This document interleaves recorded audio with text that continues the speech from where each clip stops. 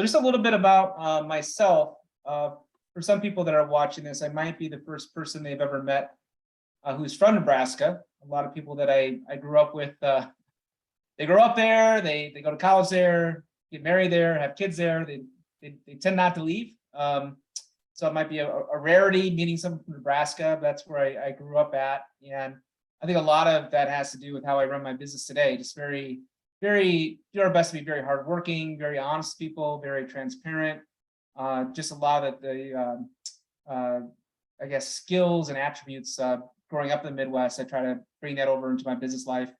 I went to law school at Georgetown. I graduated in 2006. So kind of hard for me to believe. I've been practicing now for, oh goodness, about 16 years. And then I've been out here in the Bay Area since 2010. I was practicing for a large law firm in New York before moving out here and starting my own shop.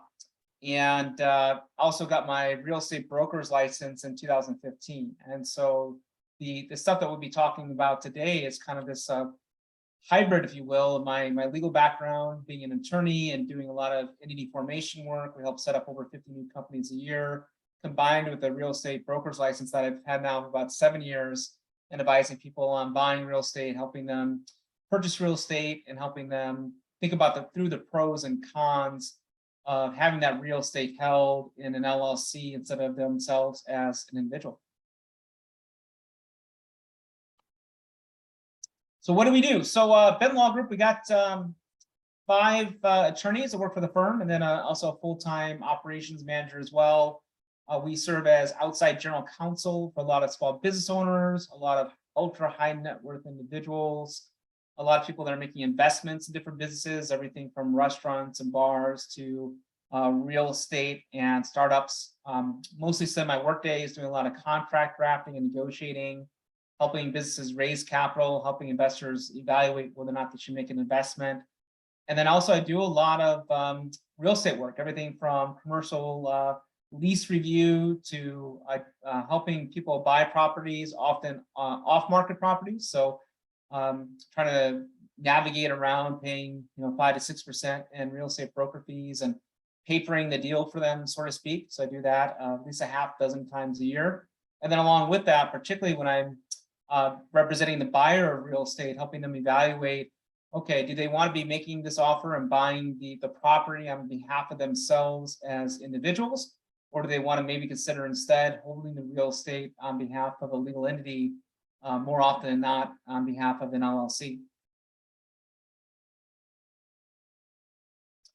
So you have a few different options when you're buying real estate. Most people buy real estate just on behalf of themselves as an individual, or on behalf of their trust, or both themselves and their spouse. The vast majority of real estate transactions are done in that manner, but there's other options as well. So the one that I'll be spending most of today focusing on is the LLC. Forming an LLC, having at least one property held by that LLC, and then also touching briefly on LLPs as well as an option for holding your real estate investments. So, this is a default. So if you don't do anything and you buy property and you're using it for a business purpose, rentals, Airbnb, the default is that you're a sole proprietorship. And if you have a spouse, that you're a partnership. And there's some really nice things about that. And one of the nice things about that is that it's really simple. As I said, it's a default. So if you don't do anything at all, this is what you are. This is what it is. There are a few drawbacks about holding property just as an individual, or if you're buying with your spouse, between the two of you. And the biggest drawback is potential liability. And you can always buy insurance to help address that risk of something happening at the property and you as the owner being sued for what happened, slip and falls, people, diving into a shallow pool, things of that nature. And I guess there's really 2 major drawbacks of just relying on insurance and not thinking about perhaps forming a legal entity to help protect your debts and liabilities that might arise from the property. So the first is that the insurance policy may not be sufficient to cover the cost of the legal claim. And so you may have a $1 million insurance policy on the property, and something really bad happens at that property, and you lose a lawsuit for $5 million. Well, that insurance policy might cover the first $1 million, but you could be personally on the hook for the remaining balance of those damages from a successful plaintiff. So that's kind of drawback number one of just relying on insurance is, will the amount of insurance be sufficient to cover potential liabilities that may arise from the property? The second drawback is, will the claim actually be covered by the insurance policy? So a lot of insurance policies are, 30, 40 pages long, and there's a reason why they're so long. My ideal insurance policy for a property would be 1 page long. I pay X amount of premiums a year, and in exchange for that, the insurance company promises to cover me for up to X amount. But of course, insurance policies aren't that short. They're often dozens of pages long. And the reason why is that they're filled with exceptions. And not only are they filled with exceptions, but they're often filled with very hard to understand exceptions. Section 17, that's cross-referenced by section 42, that was amended by section 91, right? So very hard to understand exceptions. So those are the two drawbacks of just relying on insurance for your liability when you have a property that you're renting out. Liability cap limitations and also limitation in terms of coverage. So the one thing I did want to mention that if you do decide not to form a legal entity for your business property, rental property, things of that nature, you should check with a city that the property is located in. Some cities do have requirements that you get a business license for that property. Sometimes it has to deal with the number of units of the property. Is it 4 units or more? So just making sure that you don't have any additional obligations when you start to rent out the property with different licensing requirements in each city that a property may be located at. So I said, it's simple to set up. That's the default. That's the main pro of doing nothing. This is the default. It's falling back on a sole proprietorship. You don't have to worry about hiring someone like me to set up a legal entity. You don't have to worry about maintaining a legal entity. But there are reasons why you may want to consider a legal entity that we'll get into today.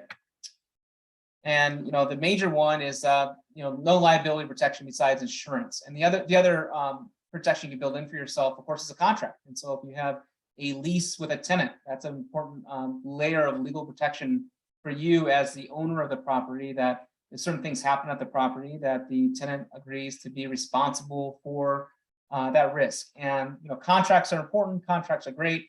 I think again, being an attorney, the pros and cons. That the drawback to just relying on a contract is, what if something happens to the property that isn't taken into account in the contract? Well, you're still on the hook for that.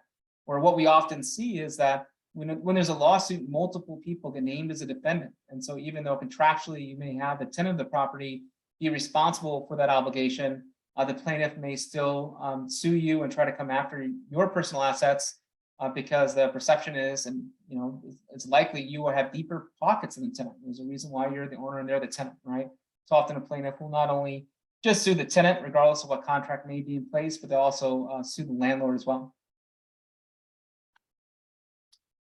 So what are the other options? So there's 3 other options to consider. The other option is you're buying a property on behalf of with somebody else. You can have a partnership.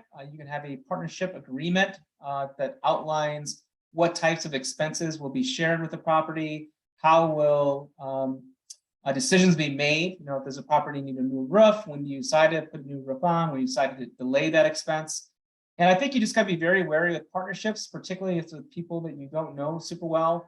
And the reason why is that partnerships are a very legally loaded term in the state of California. And what I mean by that is that one partner can legally bind the other partners in a partnership. And so if the partner goes out and incurs liability on behalf of the partnership, the other partners are also responsible for the liability. And so that's the risk of having a partnership. The pros are, unlike an LLC, partnerships in California, general partnerships, they don't have the annual franchise tax in California. So California has an annual franchise tax that when you set up a LLC, you're required to pay a minimum $800 a year for having that LLC here in the state of California. You don't have that ongoing expense if you have a partnership. You have the risk there that if something happens in the business, whether you're doing it or somebody else is doing it, involving the property, that plaintiff can get at not only the partner's assets, but also your assets because you're in a partnership with them. Another option, the third of the four options we'll talk about today, is limited liability partnerships. And limited liability partnerships used to be much more popular in the scope of real estate. We've seen a real shift in the last 20 years with the increase in popularity with LLCs being used as the predominant vehicle for holding real estate interests. And really the reason why is that with a limited liability partnership, you still have to designate a general partner for that LLP. And that general partner is still potentially personally on the hook for the debts and obligations of that LLP. And so with a limited liability partnership, it's, well, who wants to be that general partner? Like I don't want to be that general partner. I don't want to be potentially on the hook for those debts and liabilities. And so because of that, we've seen a much bigger shift away from limited liability partnerships to LLCs, because you don't have to designate a general partner with an LLC that can be held personally liable for the debts and obligations from the assets that are held by the entity. And so you still see some limited liability partnerships around. They tend to be older entities that were formed many years ago, because the shift has certainly gone towards instead forming LLCs. So finally, LLCs. So I talked about everything that you may not want to have. Let's talk about the thing that you may want to put in place instead, and that's limited liability companies, LLCs. And LLCs are a relatively new type of legal entity in the last few decades. They kind of took a look at all the best things about corporations, all the best things about LLPs, and kind of had this blended approach to have this entity choice called an LLC. And there's really two major reasons why you maybe want to have an LLC for your property. And so the first reason is a limited liability protection for what happens at the property. And so you have a rental property, something bad happens at that rental property, there's a lawsuit, or you have insurance, but the insurance doesn't pick up the claim. You have a contract, but the plaintiff claims that the damages that arose from the cause of action are not covered by the contract. And so they sue you as an individual. Well, if title of that property is held by an LLC, and you've been doing the things to properly maintain that LLC, you have this legal shield, if you will, to help protect your personal assets from what's happening inside of the LLC. So it's a big advantage of holding real estate in an LLC, is that liability protection.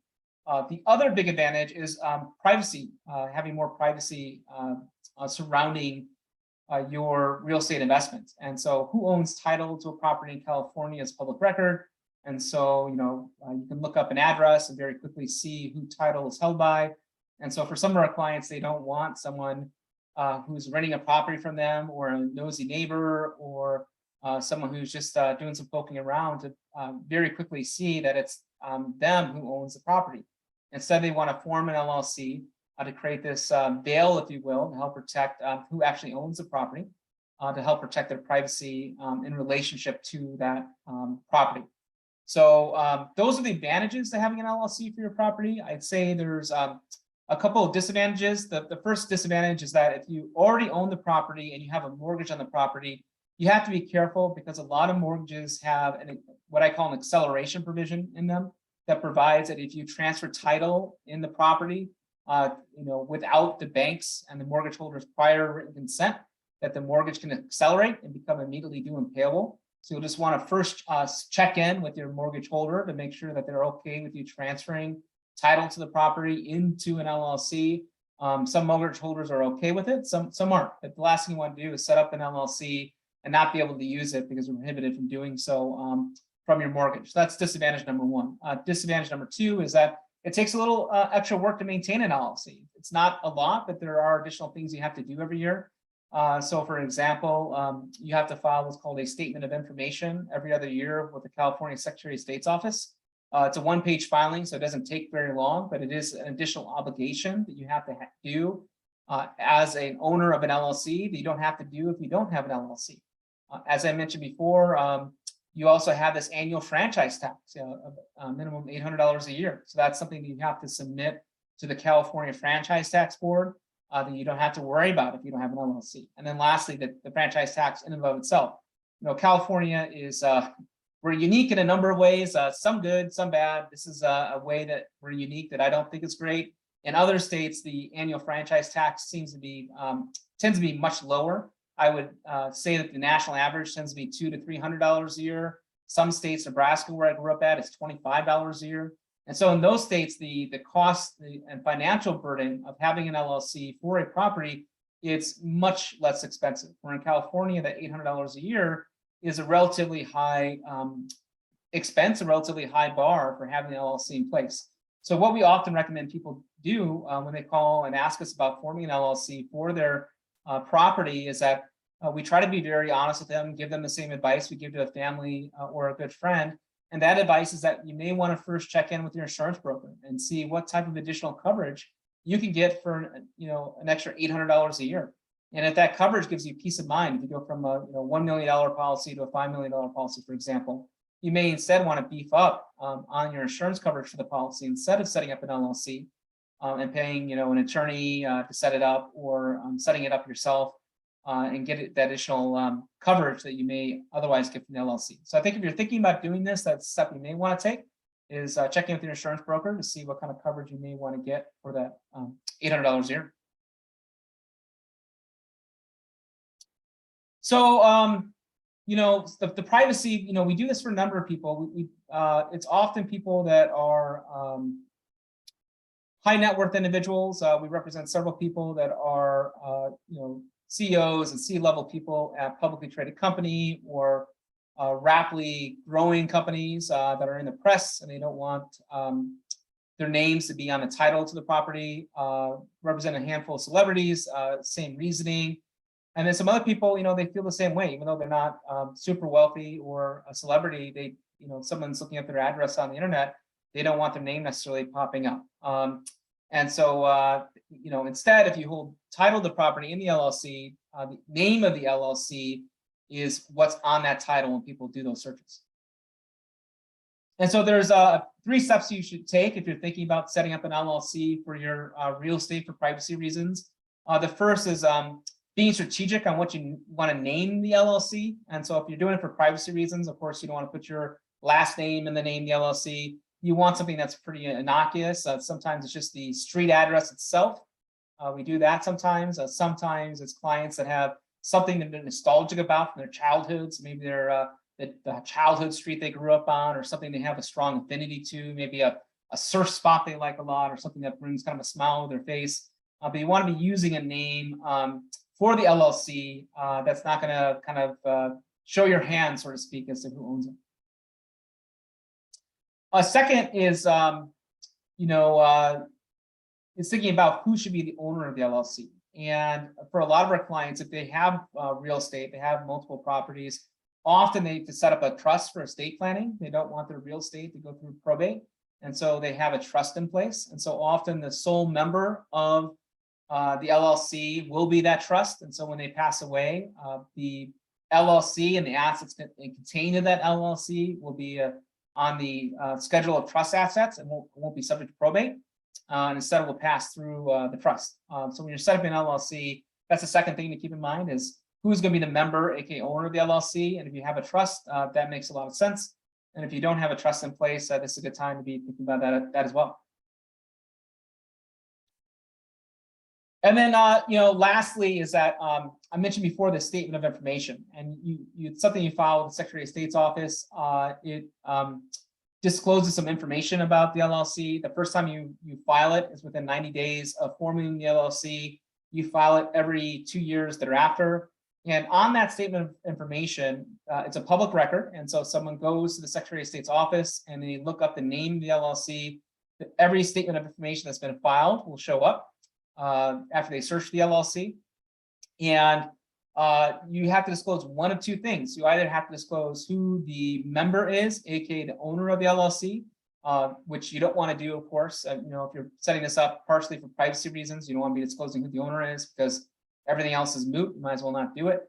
Or you can disclose who the manager is of the LLC. And so when we're setting up LLCs for real estate for clients that are doing it for at least partially for privacy reasons, instead of listing the member, we often instead list a manager for the LLC on that statement of information. So, similarly, you don't want to list yourself as the manager, right? It kind of defeats the purpose of setting up an LLC for privacy reasons if you're disclosing that you're the manager. Instead, our clients that are doing this for privacy reasons often designate a third party to be the manager of the LLC. And it should be somebody you trust, somebody that you have a good connection with.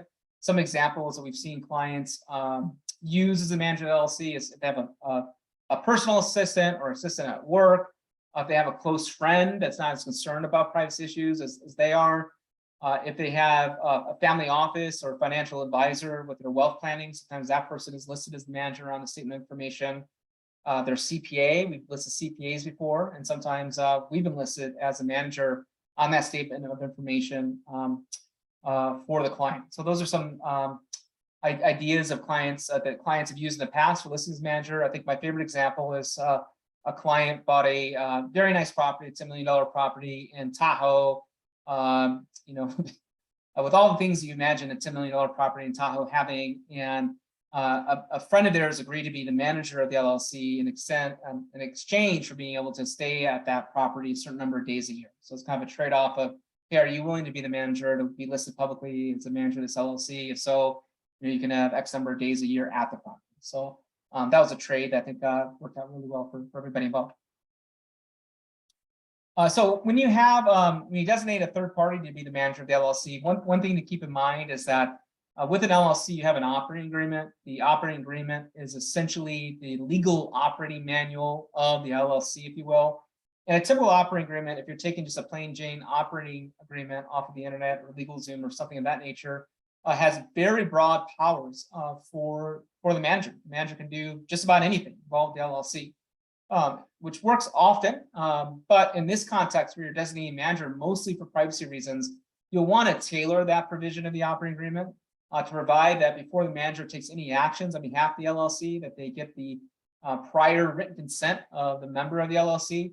And the idea there being that you know, you don't want the manager doing things that you don't approve of on behalf of the LLC. Also, often in the operating agreement, particularly in this context, we will include what's called an indemnification provision for that manager that essentially says, hey, look, like, we appreciate you being the manager of this LLC. If you are sued on behalf of the LLC agrees to step in and cover your expenses in defending yourself in that lawsuit. And so that can provide the manager some peace of mind for serving in that role, that the LLC will have their back, so to speak, if they're kind of tied into some litigation if it arises on behalf of the LLC. So that's all I had for today. You know, wanted to talk for about half an hour, then I wanted to leave plenty of time on the clock if people have any questions that they may want to ask about with having an LLC for their properties, or, you know, business transactional stuff in general, or really anything that could be of assistance with.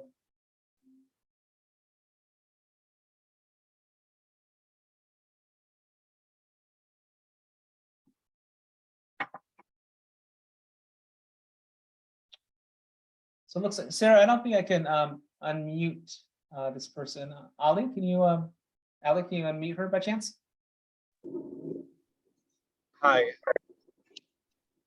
Hey, how's it going? Hey, thanks for your presentation. So I have two questions. The first one is like, if you have multiple properties, like, is it better like to have one LLC per property, and they might be like in different states, like some in California, some other states, or it's like one for each property, or like we can combine them? And then my second question is like, like, do we have to have like that LLC registered in California? I'm mainly like I'm trying like to see if I can save on that $800. So can I like register that LLC in somewhere that's like has a cheaper tax? Sure, that's a great question. I appreciate you bringing it up. So I'll give you a lawyer answer, then I'll explain my lawyer answer. So my lawyer answer is it depends, and here's my explanation. So when it comes to having multiple properties in an LLC, the reason I say it depends is because it's a balancing act. And so on the one hand, the fewer LLCs you have, the lower your maintenance costs, right? So if you have one LLC, the franchise tax in California is $800 a year. If you have five different properties, it's $4,000 a year, right? So the benefit of kind of putting all of the multiple properties in one LLC is that there's a cost savings. There's also a savings in terms of your time of not having to file multiple statements of information every other year. things of that nature. So that's the pro of having multiple properties in just one LLC. The drawback is that if anything happens at any of those properties and there's a lawsuit that you lose, that successful plaintiff can get at all the assets that are held by that LLC. And so if you have 5 properties and something happens on one property, you lose a big lawsuit, well, they can get at all those properties. Whereas if you have the properties segregated out into separate LLCs, it helps better isolate liability that may arise from infecting other properties. And so that's the trade-off. What we've generally seen happen with our clients is that it really depends on the value of the properties. And so what I mean by that is that if they have 3 properties are each worth $300,000, clearly outside the Bay Area. I don't think that exists in the Bay Area. They may feel comfortable putting those 3 properties into one LLC because each individual property isn't worth a relatively high amount, right? Whereas if they have $3 million properties, they're more likely to put each of those properties into an LLC, a separate LLC. And so often it's this balancing act of how much is each property worth. They kind of have a sense of 1 million, 2 million, 3 million of how comfortable they are with any certain amount being all in one legal bucket. And when it's time to go ahead and separate it out into a separate, distinct legal bucket, incur that additional annual franchise tax every year, but it's just really kind of a cost, a cost benefit analysis. Some of our clients, the way they view this is that the way they're able to swallow this $800 a year franchise tax a little bit easier. They almost view it as a supplemental insurance policy for some of them. And so the idea being, yeah, I don't want to pay a second $800 a year for a second LLC, but it helps better isolate multiple properties and it gives me peace of mind. And it's almost, if the insurance doesn't cover it, it's almost a supplemental policy that kicks in to help protect the asset that's held in that particular LLC. So that's why I say it depends. A lot of it depends on the risk appetite of the client, the cost appetite of the client, the value of the properties, and deciding how many LLCs to have for how many different properties. And then as far as your second question goes, when a property is held outside of the state of California, I typically recommend that you form the LLC in that other state. And the reason why is that, particularly if you move outside the state of California, you don't want a California LLC that holds a property in Colorado, right? Because you're still on the hook for paying that California annual franchise tax year. Whereas if you buy the property in Colorado on behalf of the Colorado LLC and you move outside the state of California, well, then you don't have to pay that ongoing California annual franchise tax every year. You just pay the Colorado franchise tax. And I think what's key to keep in mind about that is that if you form a California LLC that then buys a property in another state, you're supposed to register that California LLC in that state where the property is located at. And so you're not only paying California annual franchise tax, you're also paying the franchise tax of the state where the property you purchase is located at. So I think more often than not, it makes the most sense to actually form the LLC in whichever state the property is located in.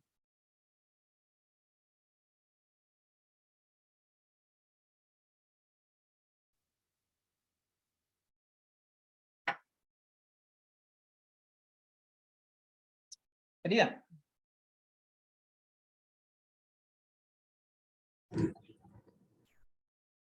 Can you hear me? Hey, how's it going? So thanks for your good presentation. I have a question. I have a plan to open, my own business. I really like to open my personal gym. So for that one, which kind of property are you recommended to get it, or which kind of tax, business taxes I should apply? So what type of business are you opening? Gym. I'm sorry, I'm what planning type? to open my own gym. Your own gym. Okay, your own gym. Great. Yeah, are you going to be the sole owner of the gym, or do you plan on having co-owners? No, my own gym. My own, yeah. Great. So I think for opening up a gym, an LLC is a perfectly good entity choice for the gym as well. And the reason I say that is that one of the nice things about LLCs is that there's a lot of flexibility in how they're taxed. And so the tax default for an LLC is that it's a pass-through tax entity. And so any of the profits or losses from an LLC flow down to the owner's individual tax returns on Schedule C. And a lot of businesses, particularly a gym, when it first opens up, is running at a loss. The first few years, you buy a lot of equipment, you do a lot of work at the build out the space. You're building up the membership level, and so you're kind of gaining revenue over time as you gain members. But for the first year or two, more likely or not, you're running at a loss. And so if you have an LLC and you run at a loss for 1 or 2 years, those losses can flow back to Schedule C of your individual tax return and be used to offset other expenses you may have coming into your household. And so I think for a gym, an LLC would be a perfect fit. And then as to whether or not you want to have real estate held by the same LLC, it's kind of back to what we mentioned before about that cost benefit analysis of, by having one LLC that owns both the gym and real estate, you're saving on not having additional franchise taxes for additional LLCs. But if something happens, there's a lawsuit at the gym, they can get at all the assets of the LLC, including any properties that are held by the LLC. So I think particularly for a business like a gym, I think it's, I'm a lawyer and paid to worry, right? But I think a gym has a higher risk for lawsuits coming from the gym, people getting hurt, blaming the gym for not having proper instructions on the equipment, all kinds of things, right? And so I think I would be inclined to say that it'd be worth the extra $800 a year to have a separate LLC for a gym. Other types of businesses are less risky. If you have an interior design business, much less risky than having a gym, and maybe it makes sense to have the interior design consulting type business in the same LLC you'd have real estate in.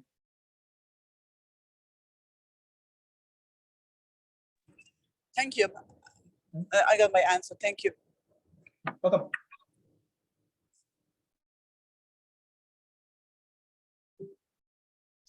Kelly, yep. I saw like some of my friends, they have like they basically like designate like their spouses as property manager, and like they pay like some part of like their income like to their wives. I couldn't understand like that model, like how it makes sense. Like, isn't like that money, like the whole money that belongs to the entire family? Like, how does it save on anything when they have this?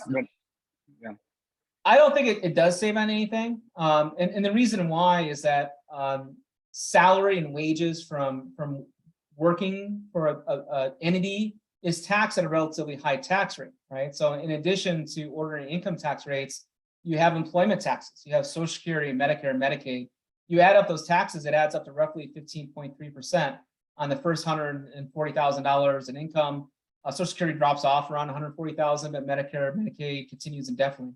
So I think as far as a tax effective way to get money out of the real estate and into your pocket with paying Uncle Sam the least amount possible, I don't think paying it out through wages to a spouse is the best way to do that. I'll certainly defer to a CPA, to the tax gurus, but in my view, I don't think that makes most sense. The only time I can see it, why people might want to do it is, perhaps they want to have the LLC have like a business health insurance policy, things of that nature, and they need an employee to be able to qualify for that. But as far as paying them a wage, I'd rather just have it be flowed down to Schedule C of the individual tax return and not be subject to employment taxes.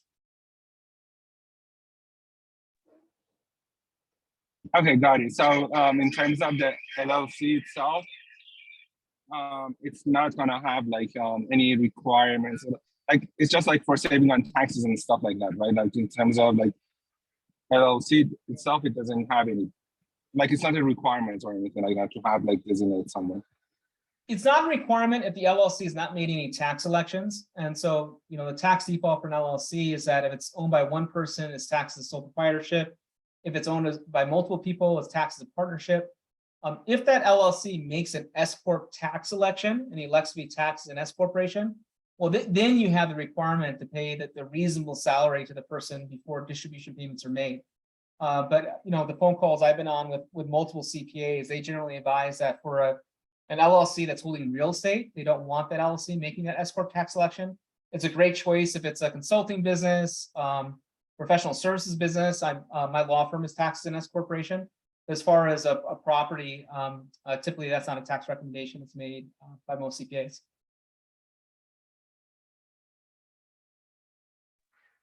Okay, thank you.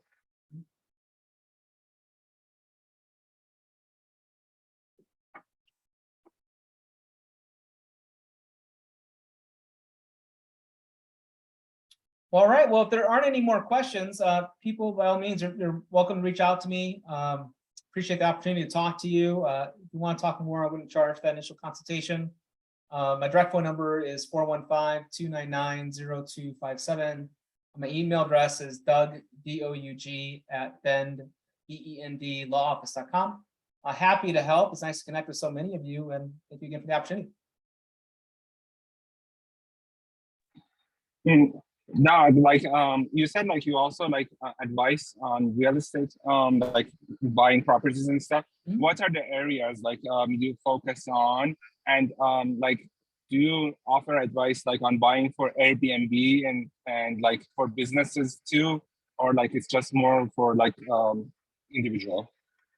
It's mostly individual, and I'd say the most typical project that comes up about 6 times a year is, you own a property, you tell your tenant, hey, I'm thinking about selling the property. And the tenant says, well, I'm interested in maybe buying the property. I love living here. I don't want to have to move out. What do you think about selling it for? And, by having an attorney paper the deal, prepare the disclosure package, prepare the purchase agreement, you kind of zero out the 5 to 6% in broker fees. And so the owner of the property can net the same amount of money, or perhaps even more money, by selling direct to that tenant without brokers and having a lawyer paper the deal, because you don't have that 5 to 6% in commissions that you're paying out to an agent. So that's what comes up most often, is kind of doing direct sales to people, often with the tenant of the property, instead of it being listed. You see it often too with very high net worth individuals. I do not represent Mark Zuckerberg, but I did see in the news this month that he sold his property in San Francisco, and that was off market. They didn't want it listed. They didn't want looky-loos coming through the property. They didn't want all that, so they sold directly to a buyer off market using attorneys. And by the way, the buyer was an LLC, right, for privacy reasons. They didn't want the buyer to be known, and so. So certainly doing deals on the residential side. Commercial side is mostly commercial lease deals. So a lot of office spaces and bars and restaurants are looking to lease commercial space and want an attorney to look over the contract to help them know what pitfalls might be in the lease, what's market, what's fair. I also have because I got the real estate broker's license, I also have a MLS account. So I'm able to do the same searches for clients to kind of see what market comps are. So I'll do that for clients. I think sometimes clients too, even if they're using a real estate agent, sometimes they'll have me look at the purchase agreement just because they want someone who's neutral to see if there's anything that they should be wary of, right? And so the real estate broker only gets paid if the deal closes, right? I get paid regardless. And so they may want someone to kind of step in and say, is there anything we should be worried about here? We want someone whose comp is not directly tied to the deal, to take a look at the purchase agreement. And then the last thing I'll say is that one way that we're able to also leverage that real estate broker's license is that it's customary in the real estate industry that if one broker refers closed business to another broker, regardless of whether it's in California or out of state, that the referring broker gets 25% of the commission. And so I haven't heard of other brokers doing this before, but I split that with a client, and it works out really well.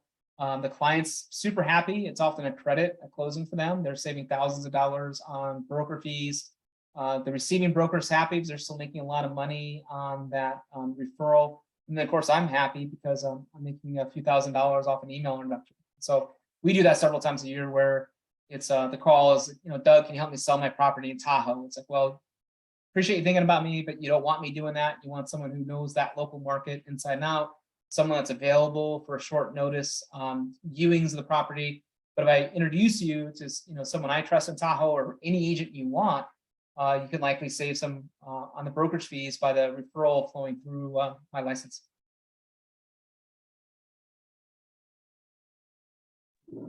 Thank you so much. Well, great. It's nice to chat with you all today. Thank you for the opportunity to speak with you, and by all means, don't be shy if you have any follow-up questions to reach out to me.